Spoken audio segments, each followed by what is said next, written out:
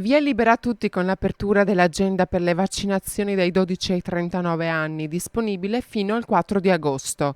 Inizia così il fine corsa per le vaccinazioni sulla base delle fasce d'età.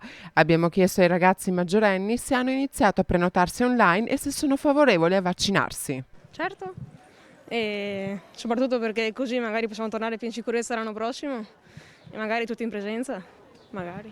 Tra oggi e domani mi prenoto, sì. Penso di sì, anche per lo sport. Io l'ho scoperto stamattina, a dire la verità. Io non ho sentito niente, non ho iniziato, però secondo me è una buona iniziativa da prendere per tutelare anche noi persone dai 18 ai 30 anni anche.